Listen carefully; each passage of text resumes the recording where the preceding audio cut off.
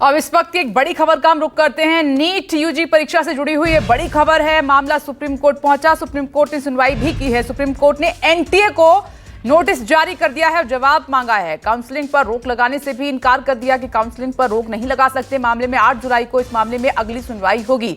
NEET UG परीक्षा में धांधली को लेकर परीक्षार्थियों ने आरोप लगाए हैं। प्रोटेस्ट लगातार जारी है। मामला सुप्रीम कोर्ट पहुंचा है और इस खबर पर ज्यादा जानकारी दे रहे हैं मेरे सहयोगी प्रभाकर मिश्रा। प्रभाकर, आज की सुनवाई में सुप्रीम कोर्ट ने क्या कुछ कहा है?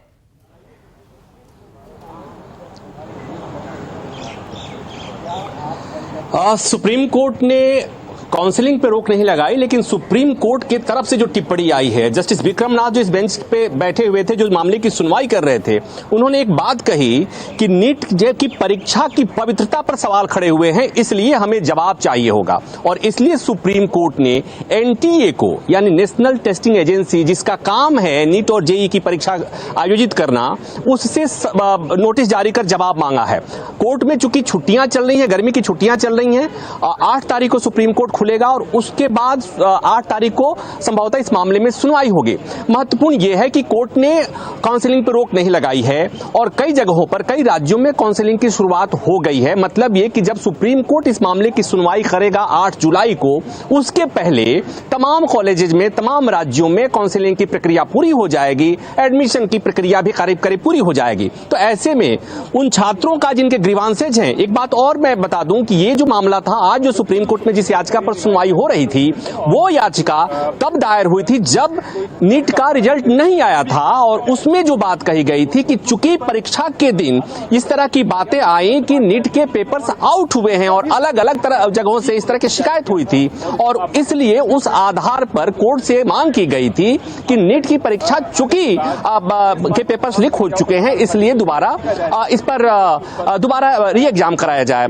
एक इसके मामले इससे पहले भी एक मामला सुप्रीम कोर्ट में पेंडिंग था, तो कोर्ट ने उस मामले के साथ इस याचिका को टैग कर दिया है। महत्वपूर्ण यह भी है कि जब रिजल्ट आया और रिजल्ट के बाद की जो अनियमितताओं के आरोप लगे हैं कि एक साथ 67 कैंडिडेट्स को फुल मार्क्स 100% मार्क्स आए हैं, यानी 72 आउट ऑफ 72। इसके अलावा एक ही साथ के सात बच्चों को 100% मार्क्स आए हैं। और ये जो अनियमितताएं की बात आई, उसके बाद से सुप्रीम कोर्ट में और याचिकाएं दायर हुई हैं। अभी कोर्ट ने उस पर सुनवाई नहीं की है। वो जब सुनवाई के लिए आएगी तो जो अभी कोर्ट ने कहा कि एक परीक्षा, नीट की परीक्षा की पवित्रता पे सवाल खड़ा हुआ है, मुझे लगता है कि जो रिजल्ट के आने के बाद जो तथ्य हैं और जो आरोप हैं वो ज्यादा गंभीर हैं। तो अगर महज ये आरोप की परीक्षा के पेपर लीक हुए हैं, अगर कोर्ट को लगता है कि परीक्षा की पवित्रता पे सवाल खड़ा हुआ है, तो रिजल्ट के जो नतीजे आए हैं, रिजल्ट में जो आरोप लगे हैं, उसको देखने के बाद पता नहीं कोर्ट क्या कहेगा। लेकिन फिलहाल कोर्ट ने कहा कि काउंसलिंग होने दीजिए,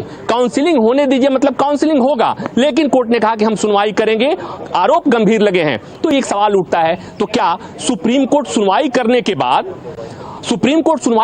बाद इस एडमिशन की प्रक्रिया जो पूरी हो चुकी रहेगी या चल रही होगी, उसमें दखल देगा? तो यह कहा जा सकता है कि देश की सबसे बड़ी अदालत है। अदालत अगर कन्विंस हुई कि जो चीजें गड़बड़ी हुई हैं, अगर कोर्ट ये मान गया, तो हो सकता है कि रद्द कर दे। और इसलिए मैं अपने दर्शकों को याद दिला दूं, 2015 में जब एनटीए अस्तित्व में नहीं आया था, सीबीएसई का पेपर हुआ था और तब आरोप लगे थे कि पेपर लीक हुआ है। 44 लड़कों पर आरोप लगा था कि उन्होंने पेपर लीक कराया था। मामला सुप्रीम कोर्ट में आया और हालांकि उस मामले में भी रिजल्ट नहीं आया था और सुप्रीम कोर्ट ने आदेश दिया था परीक्षा रद्द, और दोबारा परीक्षा का आदेश दिया था। सुप्रीम कोर्ट कुछ भी कर सकता है, सुप्रीम कोर्ट के पास अधिकार है। 24 लाख बच्चों के भविष्य का मसला है। बच्चे डिप्रेशन में हैं, बच्चे जिन्हें लगता था कि उन्हें अच्छे मार्क्स आएंगे, अब वो ये कह रहे हैं कि उनके अच्छे मार्क्स आने के बावजूद उनका अच्छे कॉलेज में एडमिशन नहीं हो पाएगा, क्योंकि धांधली हुई है। या ऐसे आरोप हैं, ऐसे तथ्य हैं। तो ये सवाल सुप्रीम कोर्ट को भी परेशान करेगा। वो तथ्य सुप्रीम कोर्ट में रखे जाएंगे जब सुनवाई होगी। एनटीए को कोर्ट ने जवाब दिया है, मुझे पता है कि एनटीए क्या कहेगा। सुधीर कुमार सिंह जो एनटीए के हेड हैं, उन्होंने प्रेस कॉन्फ्रेंस किया था, उन्होंने कहा था, सिरे से खारिज कर दिया था, कोई पेपर लीक नहीं हुआ था। अब जब पेपर लीक नहीं हुआ था तो बिहार में पुलिस ने FIR भी दर्ज किया, कुछ लोगों की गिरफ्तारियां भी हुई। अगर पेपर लीक नहीं हुआ तो गिरफ्तारी क्यों हुई? उसके बाद जब ये बात कही गई कि ये 24 लाख लड़के जिसमें जिनके भविष्य का मसला है, क्या री एग्जामिनेशन होगा, तो एनटीए ने यह कहा कि दरअसल 6 सेंटर्स का मसला है, मात्र 1600 बच्चों से जुड़ा हुआ मामला है, इसलिए अगर पुनर्विचार होगा और जांच चूंकि 6 सेंटर्स का ही हो रहा है। अब मुझे एक बात नहीं समझ में आती है, एनटीए जिन लोगों ने नीट की एग्जाम दिया होगा उन्हें पता होगा कि मात्र 1 या 2 बच्चों के मार्क्स में हेरफेर होने से ये पूरा का पूरा जो चूंकि ये सेंट्रल लिस्ट इंटीग्रेटेड लिस्ट तैयार होती है उस सब पर असर पड़ेगा, सारे रिजल्ट पे असर पड़ेगा। तो सवाल कई हैं और इसीलिए सुप्रीम कोर्ट ने को कहना पड़ा। सुप्रीम कोर्ट ने कहा कि नीट जैसी परीक्षा की पवित्रता पर सवाल खड़े हुए हैं और इसलिए एनटीए को यानी सरकार को जवाब देना होगा। कोर्ट ने जवाब मांग लिया है। अभी कोर्ट में छुट्टियां चल रही हैं, 8 तारीख को जब कोर्ट खुलेगा उम्मीद है उस दिन सुनवाई होगी। हालांकि पेच ये भी है कि कोर्ट ने काउंसलिंग पर रोक नहीं लगाई है। नीट यूजी परीक्षा में धांधली का आरोप है प्रभाकर, क्या ये इस तरीके का पहला मामला है? पवित्रता पर सवाल है। दूसरा जो आपने सवाल उठाया वो बहुत महत्वपूर्ण है। अगर कोर्ट बाद में जांच के दौरान अगर सच में ही पाता है कि गड़बड़ी हुई है तो क्या जो एडमिशन हुए बच्चों के वो कैंसिल किए जाएंगे, फिर री एग्जाम होगा, तो इसमें बच्चों के भविष्य का भी तो सवाल है, इसमें समय की बर्बादी होगी, पैसे की भी बर्बादी होगी। मतलब अभी कई तरह के सवाल हैं जिनके जवाब मिलना शायद उसमें टाइम लगेगा, तब तक काफी देर नहीं हो जाएगी क्या प्रभाकर? ये सवाल तो एनटीए को, इस सवाल का जवाब एनटीए को देना होगा।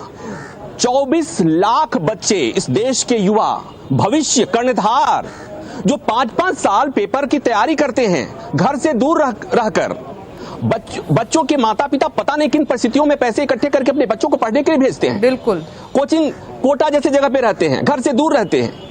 और सवाल ये नहीं है कि समय कितना लगेगा, सवाल ये है कि जिन बच्चों के मन में एक डाउट क्रिएट हुआ कि हमने इतनी पढ़ाई की, मार्क्स भी आए, लेकिन हमें अच्छा इंस्टीट्यूट नहीं मिलेगा, अच्छा कॉलेज नहीं मिलेगा। और इसलिए नहीं मिलेगा कि सवाल खड़ा हो रहा है कि धांधली हुई है, और वो इसलिए कि जो फैक्ट्स हैं इतिहास में, सीबीएसई और एनटीए के इतिहास में पहली बार हुआ 67 लड़कों को 720 मार्क्स आए हैं, मतलब 100% मार्क्स आए हैं।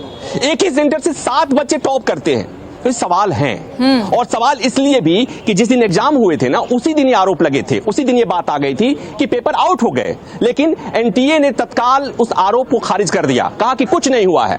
इसके बावजूद कि वहां पर पटना में एफआईआर हुआ, कुछ लोग गिरफ्तार किए गए, तब जगह जगह आरोप लगे।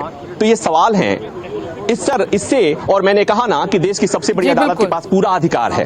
अदालत किसी भी मौके पर कहीं भी जाकर दखल दे सकती है। ठीक है। सुप्रीम कोर्ट के अनुच्छेद 142 के पास इतना अधिकार है। और मैंने जैसा बताया कि 2015 में सुप्रीम कोर्ट ने सीबीएसई की पीएमटी का एग्जाम जो था उसे रद्द करके दोबारा एग्जाम का आदेश दिया था। तो कुछ भी हो सकता है। 8 जुलाई को सुनवाई होनी है, लेकिन तब तक मुझे लगता है कि ये जो एडमिशन की प्रक्रिया और काउंसलिंग की प्रक्रिया होगी शायद पूरी हो चुकी होगी। आपकी चिंताएं समझ रहे हैं हम प्रभाकर मिश्रा, आप सवाल सही उठा रहे हैं। बहुत बहुत शुक्रिया जानकारी हमें देने के लिए। 8 जुलाई तक का इंतजार करना होगा क्योंकि एनटीए से जवाब मांगा गया है। क्या दाखिल होता है ये भी देखना होगा। फिलहाल आगे बढ़ते हैं। इस वक्त एक